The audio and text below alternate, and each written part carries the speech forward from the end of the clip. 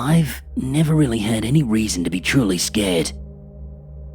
Looking back, there isn't one experience I can think of that has truly terrified me. I've jumped countless times, from sudden and loud noises or catching something move in my peripheral. I cannot ever recall, however, ever fully screaming or shouting. But maybe that's because I'm not a very outspoken person anyway, and I'd rather mask my feelings from others. I lost my eldest daughter once. She was 2 and we were in B&Q, a hardware store. They have these model bathrooms and kitchens set up. There I am, admiring some taps or tiles or whatever it was. I turn around to the shower that she was messing around in and poof, gone. That was terrifying. But I wasn't scared as such, more frantic. Anyway, yeah, I haven't ever really been terrified. Except for one time. It happened back when I was 17. I'd left school that summer and I had 6 weeks before starting college. It was baking hot in the small, rural town that I lived in, situated pretty much in the middle of the country. It's an old coal mining town and a bit of history here. All the mines were closed down, which decimated both the economy and job opportunities of the small pit towns throughout the country. Back to my town. If you're old enough, or at least look old enough, you spend your time in the local pubs. If you're not, well, you have nothing else to do but roam the streets, seeking your own entertainment. Me and my friends, we were the latter. On the main road through town, away from other houses, stood a dilapidated old house known as O'Brien's. A 4-story, 6-bedroom mansion. Compared to all the other houses in town, it was massive. There was an old couple who lived there who, at this point, had passed away some years prior. They were called, you guessed it, the O'Briens. They had 2 daughters who had moved abroad and had never claimed the house. So it just sat, for years, building up dust and rotting away. A perfect opportunity, we thought, for somewhere cool, private, and exciting for 6 teenagers to hang out. The house had a ridiculously big back garden, which was equally ridiculously overgrown. It literally took us the good part of a day just to stomp down a pathway through the nettles and brush. Once through, there was a garage that we could drop down onto, which we pulled up the roof of to gain access. We spent nearly all summer in that house, hanging out and graffitiing the walls, drinking, smoking, etc. But there was one room that eluded us. From the garage, you head through the kitchen, which now only consisted of a broken window that had been boarded up and damaged set of cabinets on the back wall. Then, you stepped into a hallway which looked right through the front door, with a bathroom and 2 other large rooms on the left-hand side. On the right were the stairs to the 2nd floor. The staircase was built against a wall that had wooden planks running vertical. Directly opposite the kitchen door, built into the back of the staircase, was a large metal door that had been painted white, the paint now a sickly yellow dusty colour and all flaky.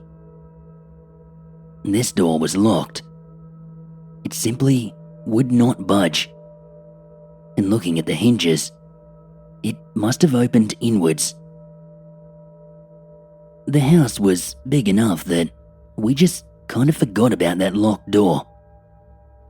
We'd spend most days up in the 2 rooms of the 3rd floor, away from the road outside to avoid any passerbys hearing us and phoning the cops.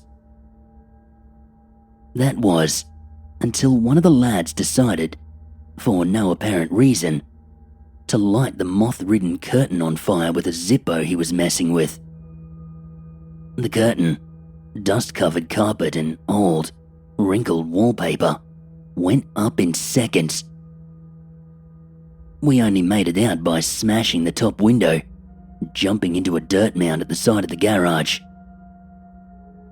I think if adrenaline hadn't been coursing through us, it would have been a hell of a painful fall. We hid in some bushes over the road, and we watched the fire engine put out the flames.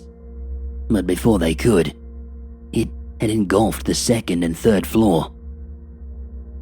The 2nd was still usable once we got the courage to re-enter the house, but the 3rd was gone entirely. Just the outer walls and what was left of the roof. Shame, really. So, we were confined to the bottom floor. The garage was too dark to see in, and it only had an old table we'd found that you'd normally use to put the paste on wallpaper. We used it to get in and out of the roof. The kitchen wasn't much brighter. In the front room, it had a big bay window that overlooked the footpath and road outside, so that left us a small, bleak back room to chill out in. Well, that got boring very quickly. Boredom led to curiosity, and I noticed that one of the wooden planks on the side of the stairs was loose. There was an open space behind it. Finally, we would be able to see what was behind that metal door. And what a mistake that was.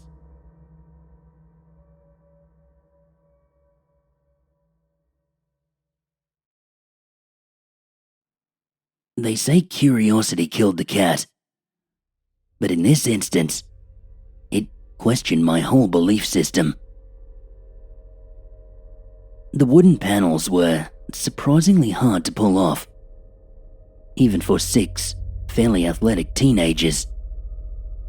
So, we went out scouting and brought back a few torches and a crowbar. It was still a slog, but we finally managed to remove 2.5 of the panels. Shining the light into the hole revealed another staircase that led downwards. Yet, it looked as though it was decades older than the rest of the house. Cobwebs engulfed every surface. The stench of musk and damp attacked your nostrils if you got anywhere near that hole.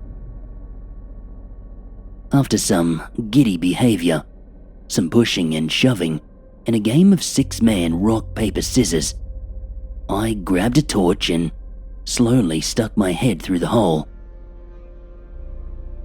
The room was darker than dark. So dark that the beam from the torch could be seen cutting through the blackness. I shone it down the staircase first. It went down deep. The hole we had made was maybe 4 or 5 steps from the door, and there were at least 25 below it. At the bottom, a wall and a doorway to the left. I swung the torch to the right, towards the door, not expecting to see what I saw at all. The door was definitely locked, tight, with 3 separate deadlocks that ran down the side, all of them barred. But what caught me by surprise was on the small lip of the top step, pushed firmly against the door, was a really outdated fridge. One of those ones that was squared and stood about waist high, I told the lads stood behind me and they laughed, thinking I was joking. One by one, they stuck their heads in, checked out the bottom of the stairs and then the fridge. Each one of them as confused as myself. I remember sitting down, smoking a ciggy and debating how and why this thing would be there. The door clearly opened inwards, which meant the door must have been locked from the inside. Then somehow, the fridge put up against it from the inside. We spent the rest of the day checking the garage and the surrounding area of the house for a trap door or another entrance/exit to the cellar, but we could not find anything. The next few visits to that house was us trying to decide who would enter the cellar first.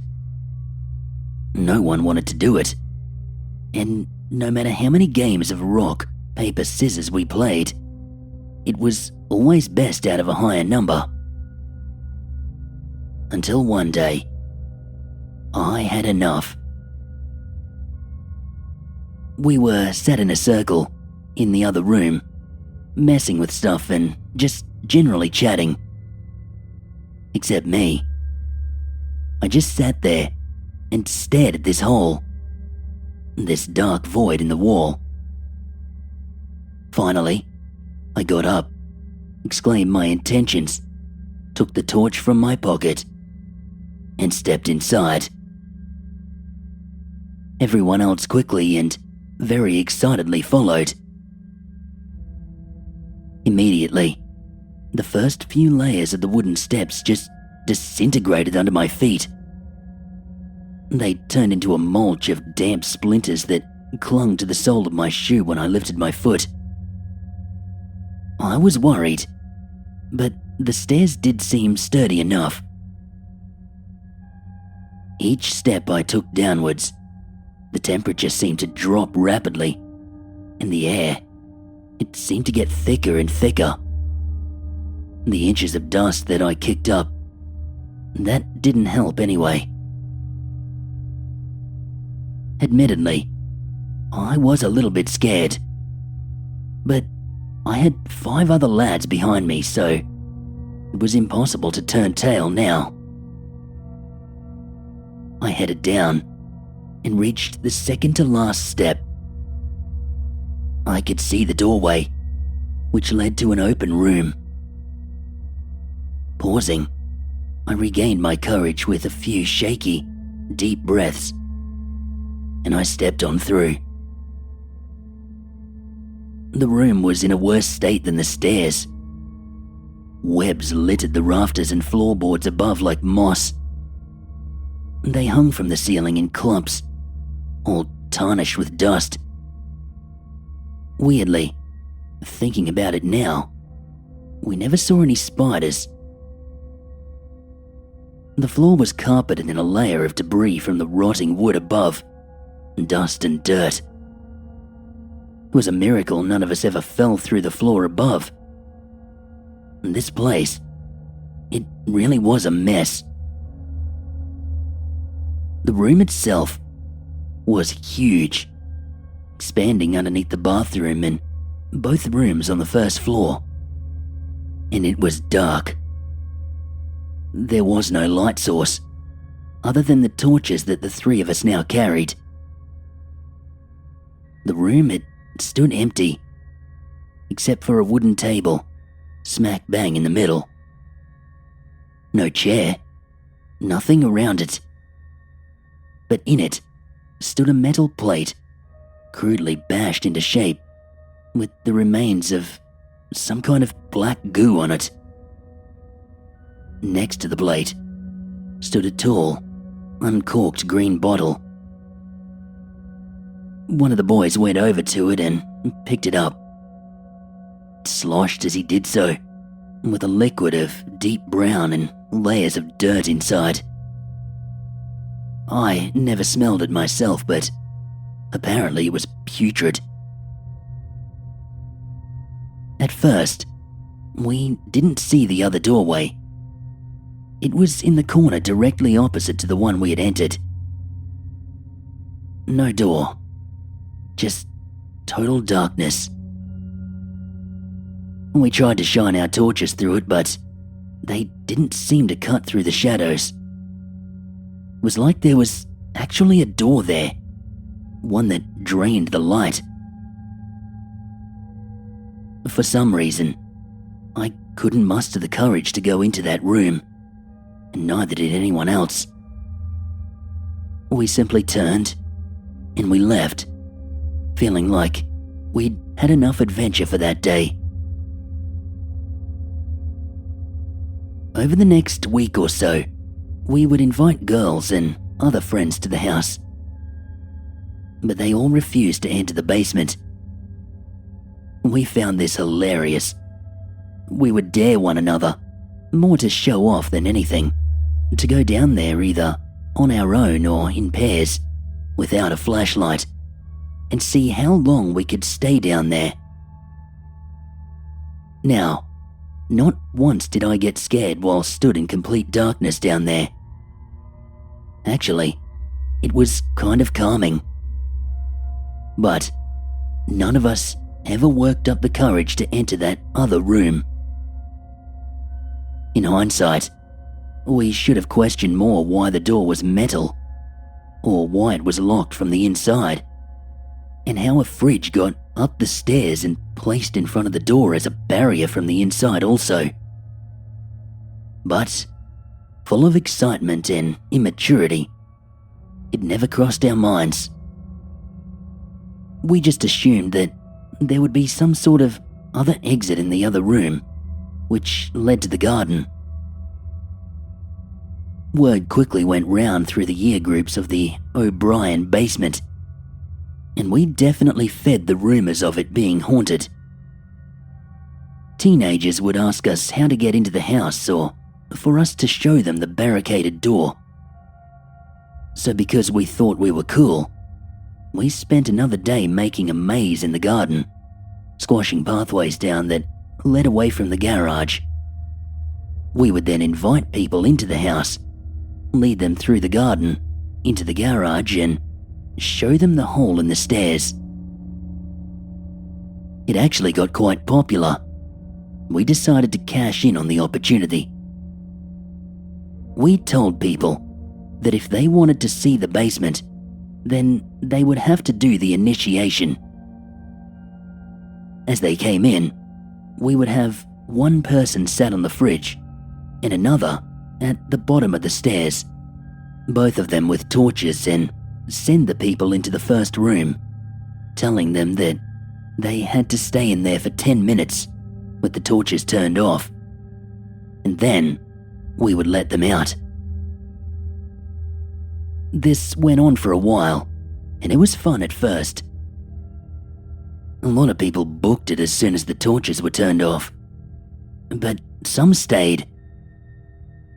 We'd cheer them back up the stairs when they completed it. It was just this cheesy little ritual we created. But still, everyone refused to go into that other room. When questioned, they just said they didn't feel comfortable. Until my little brother and his friend came along. They were about 2 years younger than us, and initially, we refused to let anyone who wasn't our age into the house. We were there all the time, and there were 9 of us in our friend group, so it was pretty easy to deter people away if they managed to find the entrance in the garage. But after constant pestering and the initial curiosity of others dwindling, we decided to invite them along. We made a big deal out of it, taking them to the dilapidated fence at the back of the garden and tying their jumpers around their faces as we led them blind through the maze of shrubbery and thorns to the garage. It was a decent drop from the hole in the roof, and even though my brother managed it, his friend had to be lowered down by his arms.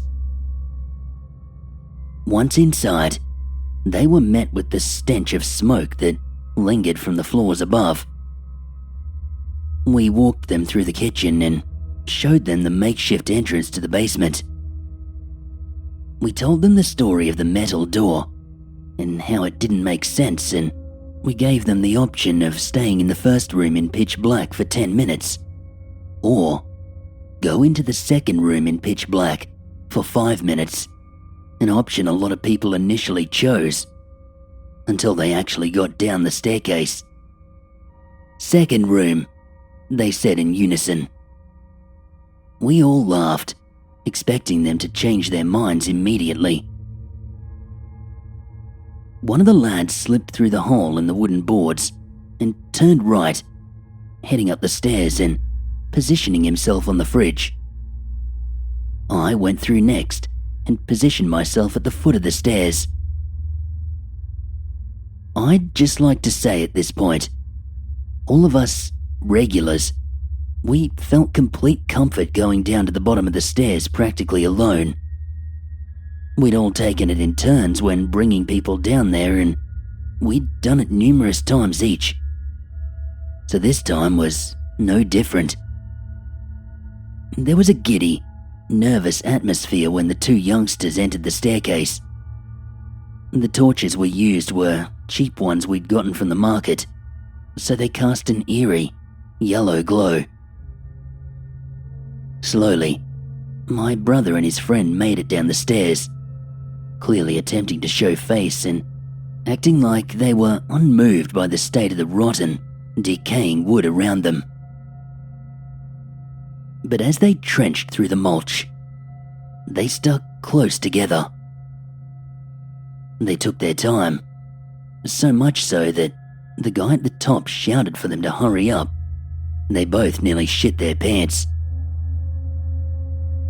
When they finally got to me, I told them that this was the first room, shining the torch around the room through the doorway, and that they were to go into the second one, aiming my beam through the darkness to the frame of the other door. The room was a decent size, and as stated, the torches were cheap. But I remember taking notice that the beam that cut through the first room never seemed to illuminate the second room at all, as if there was some kind of object obstructing its path.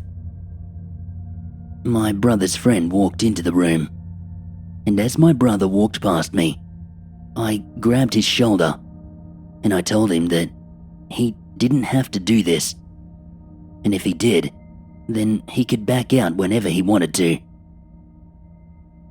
With a nod and a dismissive wave, he followed his friend into the room.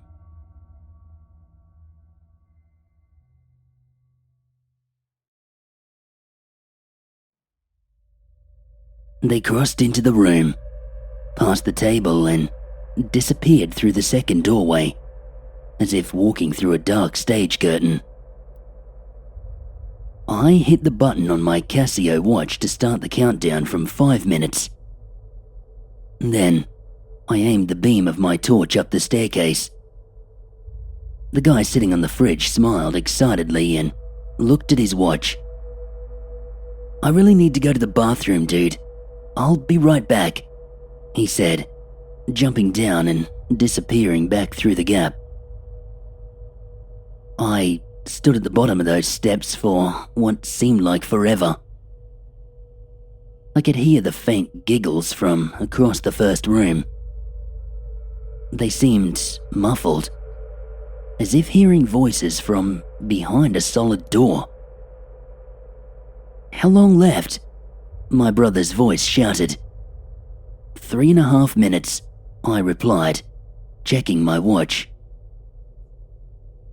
Now, in the basement, despite it obviously being underground, there was never an uncomfortable temperature.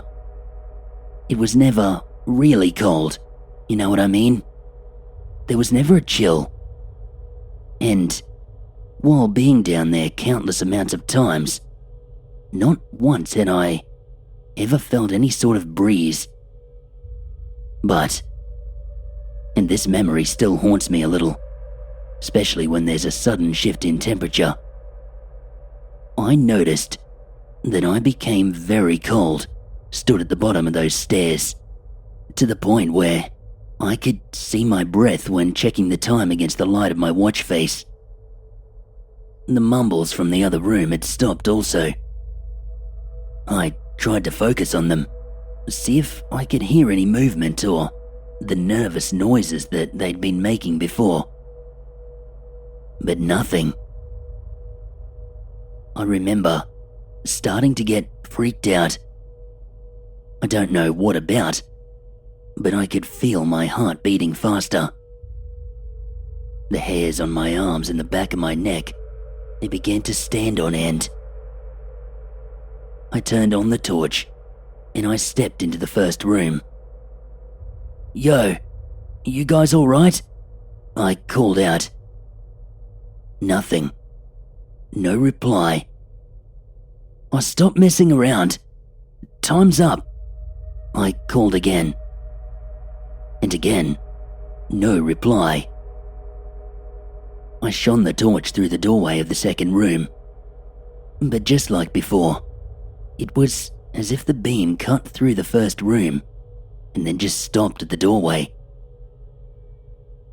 I crept closer, calling my brother's name, but he never replied. Then, as clear as day, so loud that it hurt my ears, a voice, deep, brash and distorted, as if the sound had been twisted, bellowed, "Leave now!" I froze on the spot, eyes fixated on that doorway.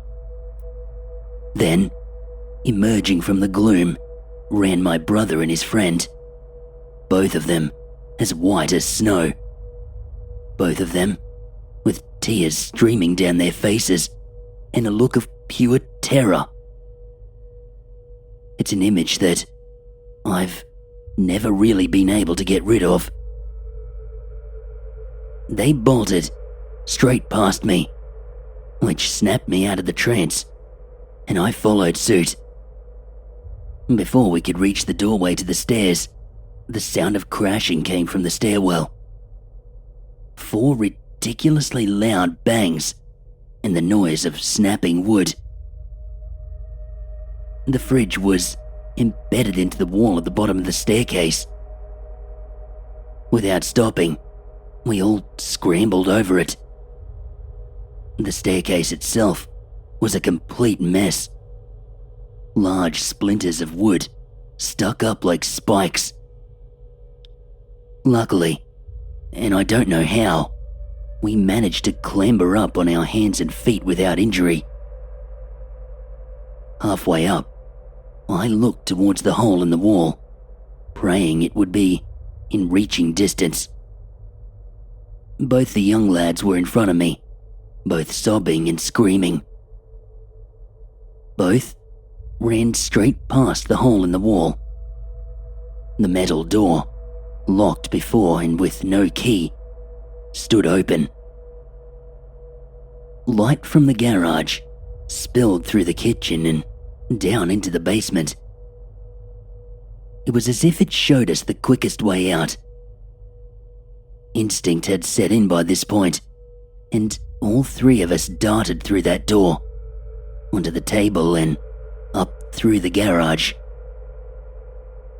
My brother's friend, too small to get down on his own, managed to get out without help. We ran through the garden maze. At some point, I had to grab hold of my brother to stop him from going down one of the many dead ends that we'd created, and without word, took the lead. We raced through the fence, squeezed through the hole, and collapsed on the field behind the property. I looked around, and there, also sat on the grass, staring at the 3 of us, was everyone else who had been in that house. Not one said a word. Everyone looked as scared as each other. except for the two younger boys. They wept. For a long time, actually.